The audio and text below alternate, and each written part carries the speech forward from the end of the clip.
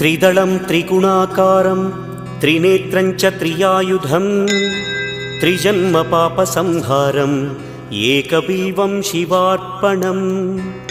त्रिशाखैः बिल्वपत्रैश्च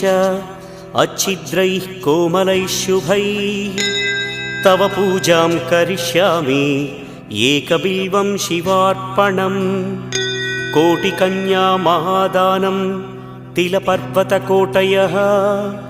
काञ्चनं शैलदानेन एकबिल्वं शिवार्पणम् काशीक्षेत्रनिवासं च कालभैरवदर्शनं